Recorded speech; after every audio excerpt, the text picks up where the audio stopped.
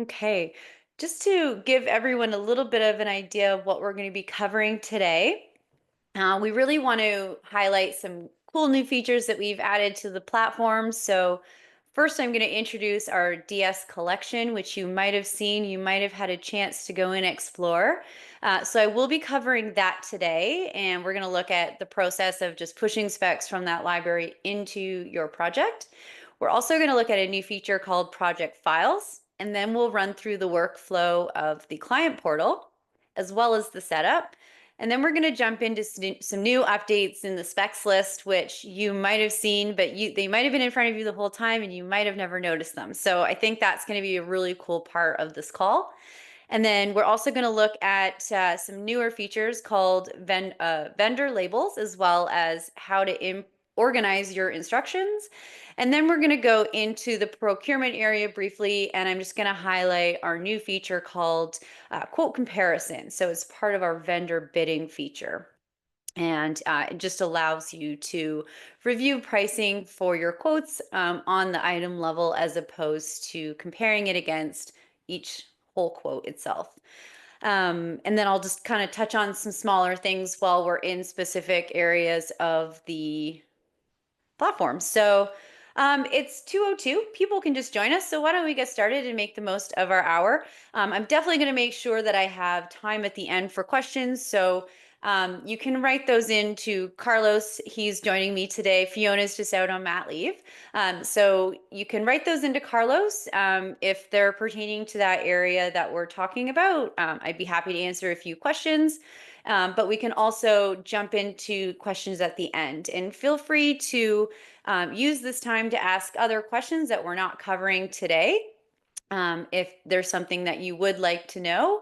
And of course, you can always write into our support as well with any questions or contact myself, and I'm always happy to answer those for you.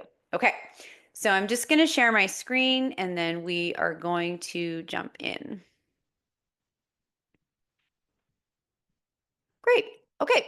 So right now we are on the dashboard page. Just want to move that. And what you're seeing on the dashboard and what you've probably seen as you've logged in are some images just on the right hand side. So if you have had a chance to jump into the DS collection, you're going to see some items that perhaps you recently clicked on or went to the product page for, or even if you just pushed an item into a project or liked the item itself within the library. So the software will continually update. This is on the user level. So when you log in, you're not going to see other users liked items. So these are just a reference for things that are particular to you or pertaining to you, I should say. So going into the DS library, there's a couple of options of how you can do that. If you're just logging in, you can go over to the dots on the left-hand side. At any point when you're in a project or if you're in your setup tabs, you can go into the library from here. We also have an option for you to get into the DS collection while you're in your specs list. So again, you can go over to this icon over here, or what you can do is you can click new and you can go right into the DS collection from here. When you do click on the DS collection, it will use the current browser that you're on to take you there, but you can always go back to your DesignSpec account really quickly to, just by clicking on, again, those dots in the corner. So once you go into the library, you're going to see, why is there this thing here? Anywho, you're going to see a couple of links at the top of the screen here. So this is really just the landing page. You can also see any items that you recently pushed into a project along with that project name. And if you want to go into this project, you can just click on Open in DesignSpec. So we really wanted to create a way that you can be in the library, but get into certain areas of your DS account really quickly. And so this image is going to show also the name of the product as well as the vendor name. And if you click View All, you can just see all of the products that you did push into that project if there were more than one. If you go down to the bottom of the page here, you can also see other items that have been recently viewed. as well as any recent emails that were sent off to vendors. So you can go and view all, and then you can see absolutely all of the emails that you sent to vendors while you were on the product page. So let's start jumping into how you can source your products. So this is a library of items that are curated by specific vendors. If you go down to brand, you'll see a list of all of the vendors that have products within this library. We do have a couple exclusive lines. So we have Host, which is from one of our accounts of Rocco, an amazing design firm that's on board. So they have an exclusive line of products, which we're featuring on the DS collection. So you can source these items and push those into your project. We also have an exclusive collection by Post Company, as well as an exclusive collection by William Gray. So you can click on any of these vendor names to find all of the items for a specific vendor. You can even go over to our brands tab and you can see all of the vendors listed in more of an image Instagram tile format, and you can go into their products by clicking on the image as well. The product page will also allow you to filter on a certain category. There's also subcategories within that main category. So this will allow you to get to specific items. You can even, see the subcategory within the subcategory. So with furniture, there's seating, and then we have our seating types as well. So you can really find the items that you're looking for quickly. If you're looking at a number of items and you really like it, but you are not sure if you're ready to push it into your project, what you can do is you can like the image.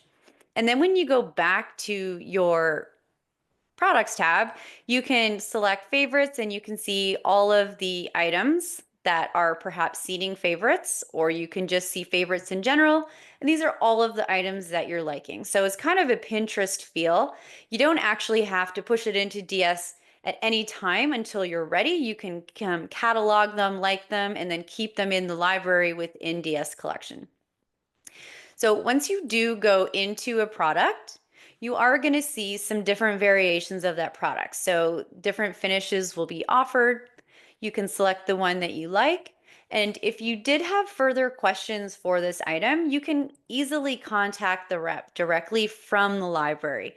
So you can add your message, send an email, and then you can at any point in time go over to the top right-hand corner and you can see when you sent that message and who the vendor was that you sent it to.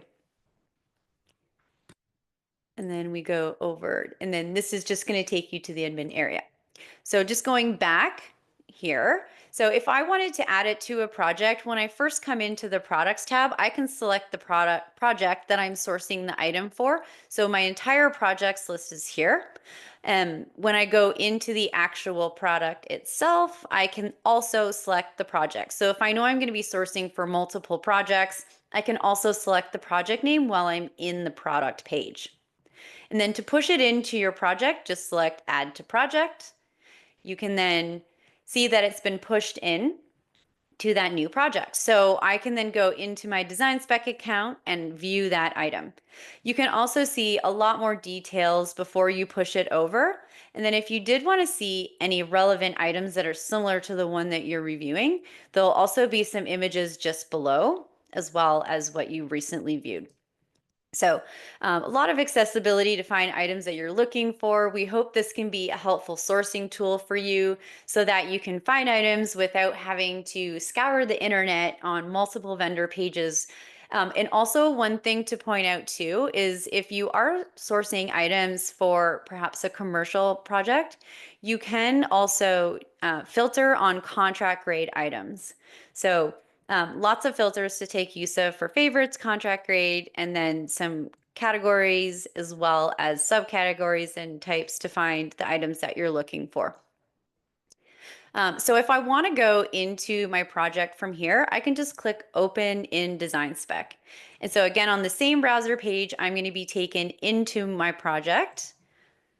This is just force of habit. I like to refresh my page every time I come in, but I can then go and I can filter on my case good and I can see that this spec is now in my account. So what the software is going to do is it's going to do its best to match the current custom attributes set up on the product page to what you have set up on your template. However, there might be some differences in the product information shared on the page to what you have set up. So it'll go in and it'll say, okay, I'm going to match as much as I can, but anything that doesn't have a relevant custom attribute, just going to go into my summary notes. So what you can do is you can then come in here and you can come down and you can start filling out additional informations, or you can do the quick updates directly from the specs list. While we're on the specs list, I just do want to touch on a few things. I'm going to move that. I do want to touch on a few new updates that we have added to the specs list, and you've probably noticed additional columns that we've added. So this is a lot of information on your page. So what you can do if you wanted to view it in a more holistic way, instead of seeing maybe some of the labels cut off, is there is an option on your computer. If you do have a PC, there's a different option on a Mac computer, but again, this is something that is definitely possible on any computer type. So for a PC, if you click Control negative, you can then make your page smaller. And for some reason, maybe because I'm on, here we go. And if you click Control plus, you're going to make your screen a lot bigger. So for maybe some of the pages where you're doing a lot of adding a lot of intricate details, and you wanted to just kind of see everything in a different or a closer format, you can enlarge that, or you can also update your screen so that you're seeing more information. And this is really valuable on the specs list because there are a lot of columns. Speaking about columns, we did add a new feature that allows you to prioritize the information. So if you know that the vendor information is super important, you can move that to the left. This is again on the user level. So when each person logs in, they'll see the column order that they've set up. And you can also go in and you can, and you probably do know this, so I apologize if I'm repeating myself or if you know this. You can also filter on A to Z or Z to A just by clicking on the top of the column itself. And just to kind of go through some of the information that's shown. So we have our stage column. The vendor and the manufacturer is new. The vendor's always been here, but a lot of people use those differently. So we wanted to be able to treat them the same so that both are showing on this tab. We also now have our area code as well as area name. And then we've added a issue and revision column that shows the latest issue date. Along with the issue and revision column, there is an opportunity as you're setting up your project date to add a description. And this is sometimes really important information, or it's helpful to understand what that date is representing or what change. So now when you're on the specs list and you're assigning manually an issue or revision date, you're going to see that description now. So if you're not utilizing it, perhaps this is something that might be helpful for your workflow if manually assigning dates is something that you do on a regular basis. But again, it's just going to show the most recent issue or revision date that's been assigned to the spec. There is one thing that I wanted to touch on, just in case you are finding that maybe sometimes specs are highlighting or have an issue or revision date assigned and there's been no changes for the revision date. If you do go into a spec and you're just looking at spec information, you don't need to select save as you exit the spec. Sometimes the software will then maybe assume that there's a change being made to that item. So you can just exit the spec. You don't have to click save. We are looking at updating that, but I just wanted to mention that just in case anyone was experiencing, again, specs just showing up with a revision date when there's been no changes. So if that does happen, there's a couple things you can do. You can go over the projects tab. If it's just, if it's a number of specs that have had the date assigned, I would delete the date and then I would perhaps reassign it manually, or you can go into the specs itself and you can just remove the date, select save, and then leave the spec. Some other cool things that you can do is if you are using your web clipper and you're sourcing items, you can have a lot of tabs up on your browser. So if you did want to kind of consolidate them so that they're all grouped together, you can right click on your top tab and you can add a new group. You can label it. And so if you're working in multiple projects, you can also do this with your DesignSpec tabs. So you can create a group with your project tabs, just select enter, and then you can bring in other tabs into that group. And then you can consolidate it so that it's just one colored tab on your browser. So again, if you're working in multiple projects, this gives you an opportunity to have some level of organization just so that you can access those tabs when needed. Again, if you are making updates on one tab and going to another, I just always recommend just refreshing your browser if something isn't showing that you did update. How did I do that? Okay, so next thing we're going to do is we're going to talk about a new feature that we added called project files. Some of you may have seen it, you may not have utilized it just yet, but this is a really great opportunity for you to upload any documents that are important for the project or just anything that's maybe relevant.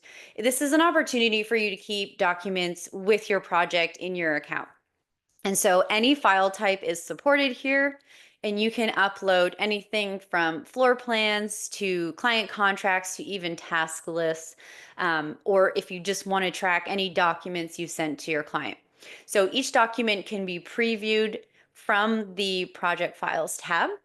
Once it's been uploaded, you can rename it. So if it deserves a different file name from what it was originally saved as, you can change that. You can even download it and export it if you need a copy. And then if you just wanted to share this document with someone outside of DesignSpec, you can just click on that share button and then you can paste that link, perhaps in an email, and share the document with someone that way. And of course, you can delete it if needed. So you can even, if the document's on your desktop, you can drag and drop it onto the upload button. So really quick way to get information from your desktop into DS. You can also do that with your spec images as well as your documents. So I do this a lot with images. If they're on my desktop, I just go to my images tab, keep it open, and then I drag and drop it over the select files area. So just a quick way to transfer information from your computer onto your DesignSpec account. So you'll also going to notice that the tabs on the left have changed a little bit. So we've just really broken up the contacts to its own tab. You can set up any project contact as a company or an individual contact. There are some options available for you to label the contact. If there's a contact type that you're not seeing available in your account, just let us know and we can add that for you. We want everything to be as organized as possible and represent what it means. So going over to the revisions and submissions column, this is where you can start setting up your client portal packages. And so this is an opportunity for you to add specs into a electronic package and email it off to your client. It's a quick transfer of information and it's a way to get approvals or feedback really quickly. If you don't share spec or you don't need spec approvals from your client, a lot of people will use this for internal approvals or internal feedback. So the one thing that you just need to do for anyone to receive this spec package from the client portal is just to set them up as a contact. They can have a name as well, like just first and last name, as well as an email address, and then you can send them off a package. Those are really the two key pieces of information that are needed. So before we jump into setting up a package within the client portal, I just really wanted to highlight the setup. So going over to my approvals tab, I'm going to bring in my screen a little bit more so everyone can see. So you're going to go over to your approvals tab. This shares the setup with the designer approvals, but it's also going to be where you set up your spec stages for the client portal. So if you wanted to use stages for the client portal that are not currently available, just go over to the specs tab and add those. These are absolutely customizable. Each spec stage can have a color as well as a customized name. So what you'll do here to set this up is just go to the first option. So this is going to be the stage that auto updates on your specs when the package is created and sent off. So again, you can select whichever option is best. And then once the package has been reviewed, the stages will update based on whether they've been approved or rejected. So maybe if you're using this for internal purposes, the client rejected is maybe a reselect stage as opposed to rejected. And just to kind of give a brief overview of the stages, each stage does have a status. So if the item has been rejected, perhaps the status that is assigned to that stage is hidden. So that's the end of the road for that spec. It just lives on your specs list. And then the one that was approved is active and moving forward through the rest of your workflow. So I just wanted to highlight a couple of those details. So once you've come in here, selected your appropriate stages and selected save, you can then fully start using our client portal. Going back. So I'm just going to go over to this other project here. So as you create the spec package, there's two ways that you can set it up. You can set it up directly from our submissions column, and you can see in this column all of the packages that have been set up, whether they've been completed, sent, or if you've sent it off and then they haven't viewed it, you can retract it. So if you just click on the three dots, you can see the options to view the details. If you've sent it and they haven't reviewed it, again, you can retract it. So that just allows you the opportunity to go in and edit it. If you want to see what's on that spec package, you can go into the package and you can see the specifications. Anything that's been reviewed or completed, you'll also be able to go in and you can see the feedback as well as approvals. So I have a large list of items that I did send off. The package is a great place to review the information. Once the package has been created and sent off to your client and then reviewed, the person who sent the package will then receive an email letting them know that it's been reviewed, as well as you will see a little bell in the top right hand corner with maybe a 1 or a 2, depending on how many packages have been reviewed. And then you can go into those packages here to see the feedback. Again, your stages will auto update based on whether it's been approved or rejected. If you are setting up the package from the revisions and submissions column, you can choose to set up the package perhaps based on the current spec stage assigned to your items, or perhaps on the issue or revision date. So if you know that you've submitted items for approval with these dates, but this is a new date and there's newly added items to your project, you can just quickly create the package by the issue date assigned to those items. You can also set up the spec package directly from the specs list. This will allow you to have control over what items are showing based off of your selections. You can even filter this way on items that perhaps are by a certain stage. So you can select your items and then we have a submit button. This is going to bring up exactly the same window in the exact same process that you would go through if you were doing it from the revisions and submissions column. So you'll have a quick review over all of the items that are going to be in this package, and then all of the clients from your tab will be available. So you can only send it to one person at a time. We are looking to change that so you can send it off. But the reason for that is that the software only takes the feedback from one person reviewing it. So if you sent it off to one person, you have their feedback and those stages update, you can still send the package off to another person review, and then the last person's feedback and approvals will then be captured for that item. So if I click continue, I'll then be brought to a page where I can add a label so that I can indicate to my client, like these are all artwork pieces. Again, this can be whatever you need it to. And then you can also choose how it's shown as they're reviewing it. So you can choose to not group it by area, or you can group by top level area. So if you have an area grouping with sub areas, this would just show the area grouping and not break it out by sub areas. And this is really helpful for the larger projects where you have items going in multiple areas. Because if you do group it by sub area and you have this item in maybe 5 different sub areas, it'll just repeat it through the approval process. So we want to simplify it for your client. And then you can also choose to include additional information like your custom attributes, quantity, unit price, or lead time.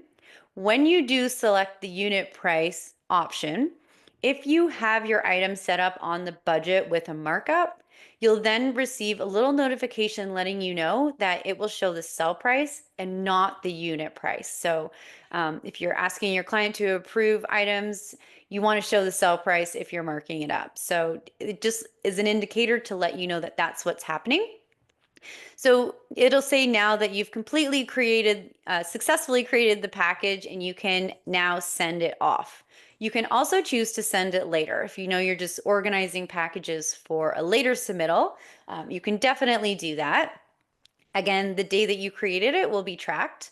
And then you can go into if you want to see what your client sees, you can select the client portal link. So when you click on that, it'll bring you to a page. So when your client receives an email, they're going to then see a page of all of the packages that were sent to them. So you can see here on this link, these are all of the packages that have been submitted from different projects. So I can go into the package itself from here, and this is essentially what your client sees. So they can go in and they can make approvals and they can add feedback for items, but they'll just work their way down. Approving, not approving. I like this chair, but it does look a little bit like a shopping cart. But also you can go through items.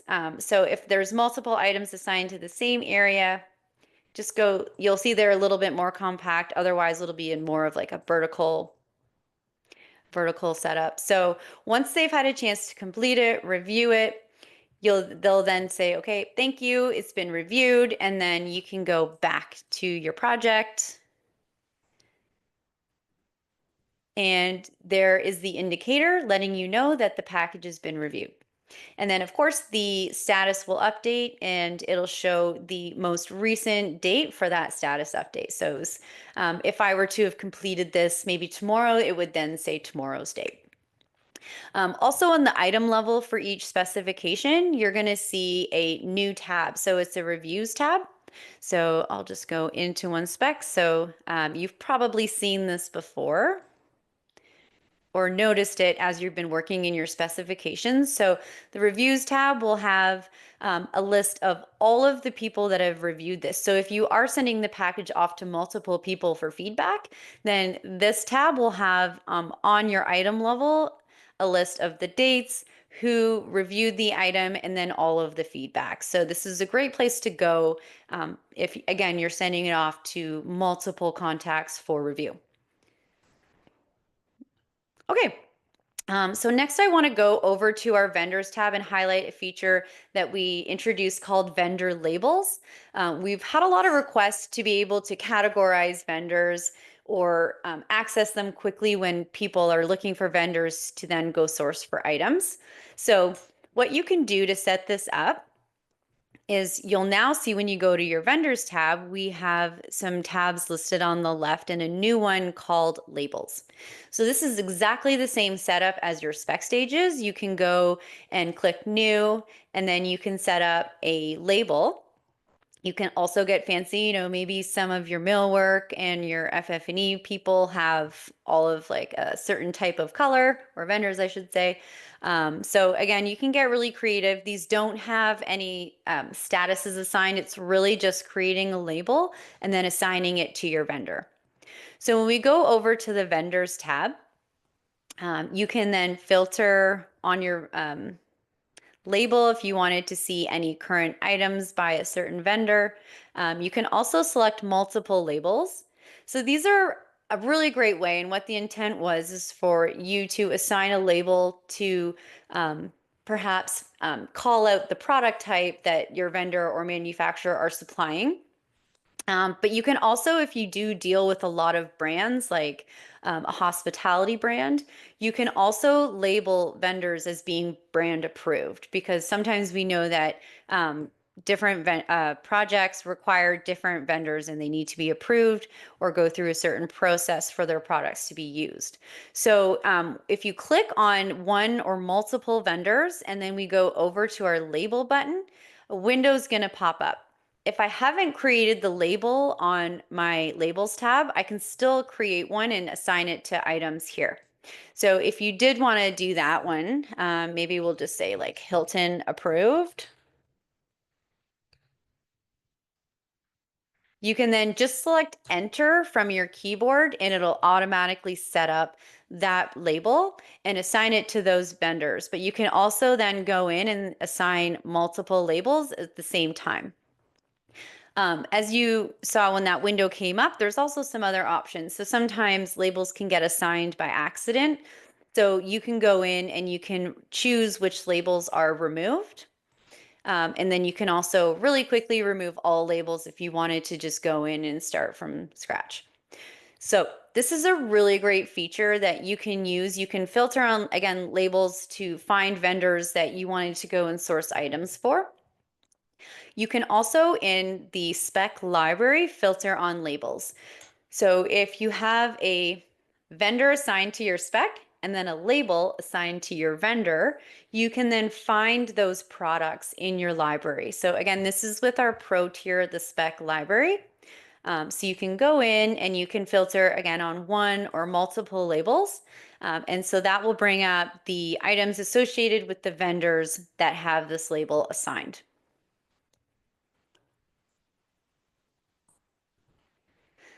Okay, next we're going to go over to our instruction setup. You might have seen a newsletter for this. So we've had a lot of requests to be able to organize instructions because a lot of time people want to have the more important instructions at the top of the spec page, or sorry, at the top of their instructions on the spec page, or they want to maybe group their purchasing instructions together with their install instructions together, and so on.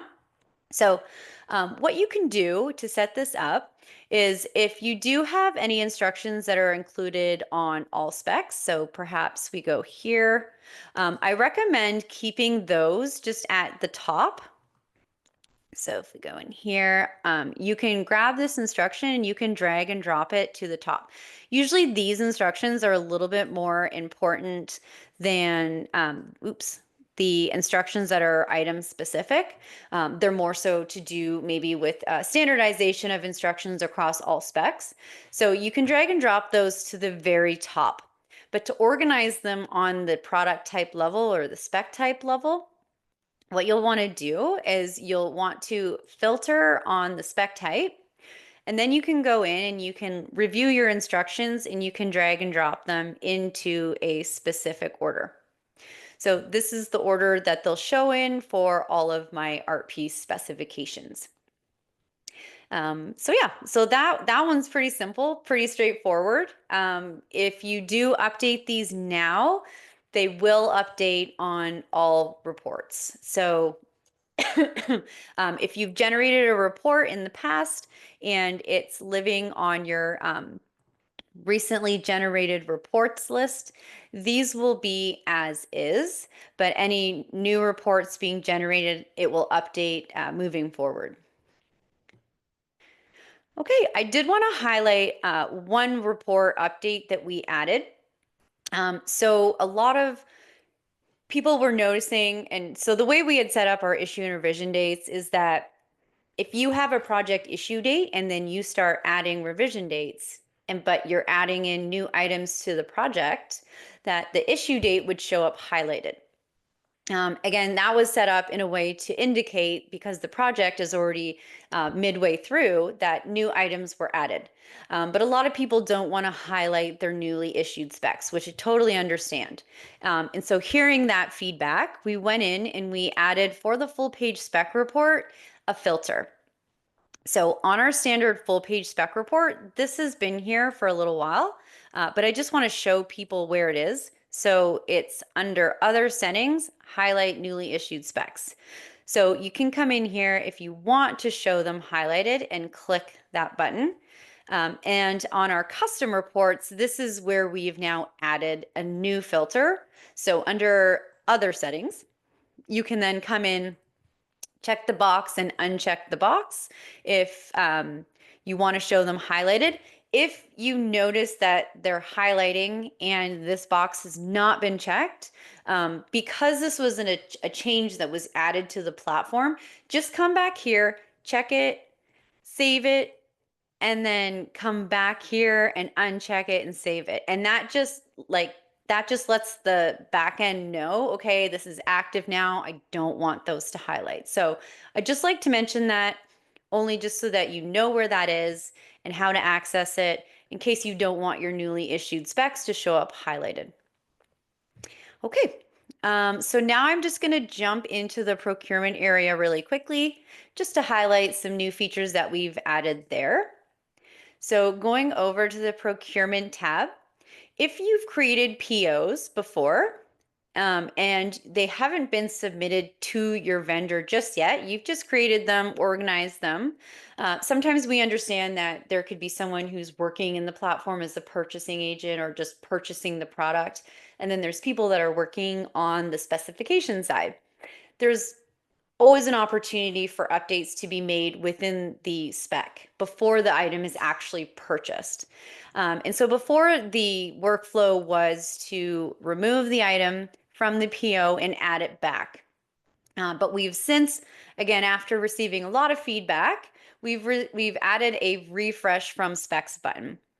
So now the purchasing or the purchaser can go in, they can refresh all of the spec information before submitting the PO. So this will update everything from the quantity, unit price, custom attributes, if there's summary notes mapping over here. So that is a nice little addition.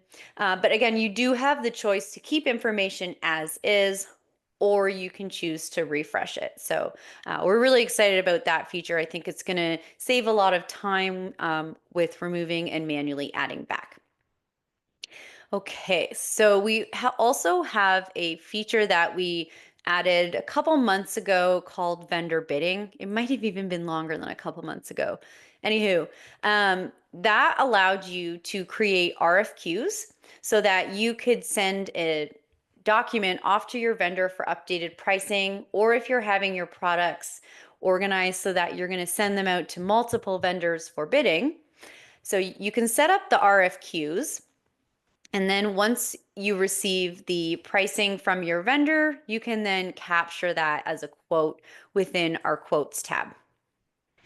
So all of the quotes are listed here. Ideally, as you're setting up your RFQ, if you're sending it off to multiple vendors, you're going to want to come in here and you're going to also give them during the setup, I should say, you're going to want to give them a group label so that you can organize them or you can compare them across vendors.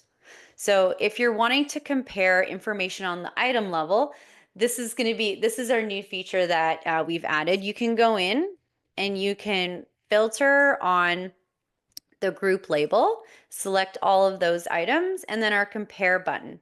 So now what you're going to see are all of the items that are in that RFQ, but all of the quotes that you've received from your vendors. So it'll allow you to compare the pricing on the item level.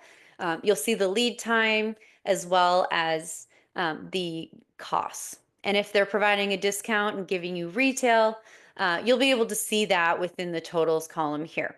So again, just getting a little bit more granular, allowing you to make that decision based off of some of the details across RFQs.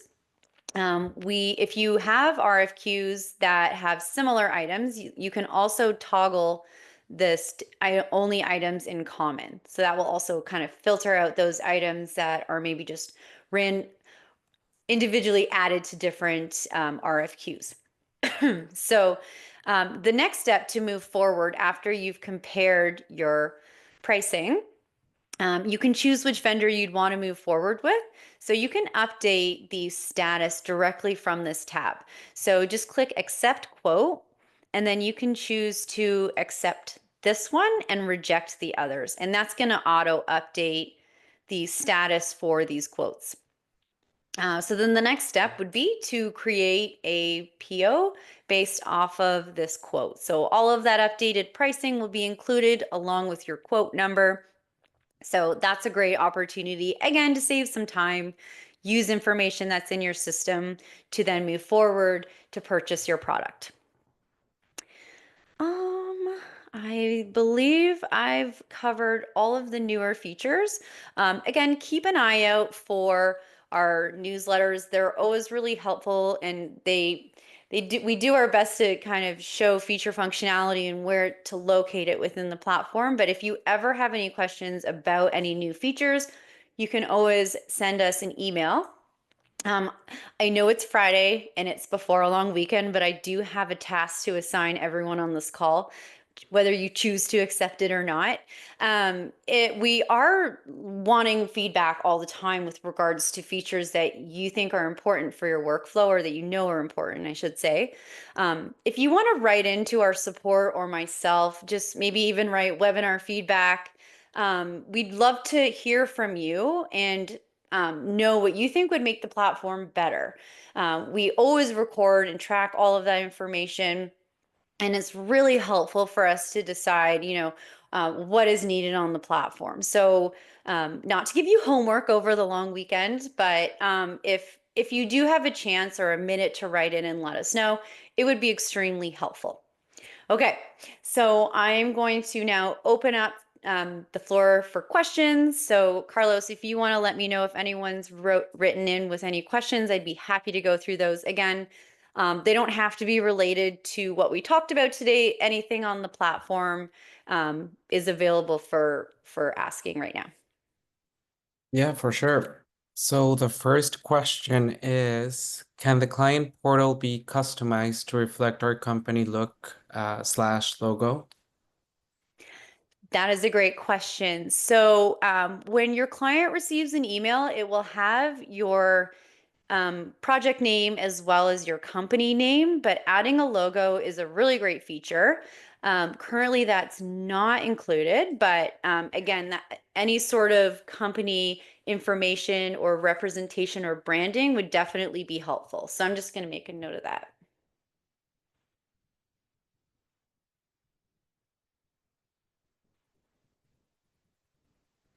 Package. Okay. Perfect. And then the next question is, I'm using the design specs for FF&E and also for architectural finishes. How can I select or make a report for only architectural finishes? Absolutely. It's a great question. So one thing that you just need to double check and make sure that you have set up on the spec level are the classifications. So you can set these up on your template so that when you create a spec, this information's already set up for you. And so you can filter perhaps on an item that doesn't have a classification, and you can quickly assign that on the item level. So again, once it's assigned here, you can then go over to your reports. A lot of people, for showing an architectural finish schedule, like to use our index. And so when you're generating this report and you only want to include your architectural finishes, I would go over to our spec filters and I would filter on architectural. So it's going to take any of those specifications from your specs list that have the architectural classification and put them in this report. So no FF&E items will be available or being viewed in this report. And this is also a really great report. So if you do want to set up a schedule, you can choose to group them by area and spec type. So if you know you have different finishes going in one area, you can list all of those out per area and really provide a detailed report for your client. Or anyone receiving the report, maybe it's a contractor or a purchasing agent. I do like to just point out with this report that there is a custom attribute called location. So this report itself maps custom attributes, but it is a template that comes with your account. So it's set up differently than any custom table-based reports. So I just like to mention that these are standard custom attributes that map here. So DIMS will map your length, width, depth, height, all of those custom attributes to here, finish. But also, so it's a lot of information. But if you did want to set up maybe an FF&E schedule or an architectural schedule with different information, we can absolutely look at creating a custom report. So a lot of people will use their architectural finish schedules or index with this report. And then for FF&E, sometimes you maybe need to include more information or just different information. So the schedule is also a really great option. Again, you can come into classification, you can select FF&E. And if you did want to get a little bit more specific, you can select additional filters. So if you just want to see the FF&E maybe in your guest rooms or in a couple of different areas, you can then set up that report. And this has more information like a bigger image, your designer approvals. With any of our standard templates, though, there is a lot more settings or filters under settings. So if you did want to remove or add information, you can absolutely do that. But definitely use the menu on the left to get to different parts of the report as well. So yeah, the long-winded answer. Perfect. We love a long-winded answer. Good. You'll get lots of those from me. Nice. And those were all the questions we had at this time. Awesome. Okay. Well, listen, if any other questions arise, again, don't hesitate to reach out. And if you do, again, have a chance to let us know any feedback or any features that would be valuable for you, please take the time to email us, and we'll be happy to respond and record all of those requests and feedback and feature options. So perfect. I'm just going to stop sharing here. Again, we've recorded this session and we're going to include it on the list of all of our other webinars. If you do have a team member that missed it, we would be happy to also send you the link and then you can access other webinars. We do have one on custom report designing, procurement, revision dates, I believe. We've done a bunch. So keep an eye out for our next one, but also let us know if you'd like a copy or a link for this call, and we'd be happy to send that over. But I hope everyone has a wonderful weekend, and thank you for taking the time to join us. Really appreciate it, and we'll hopefully be in touch soon. Thank you.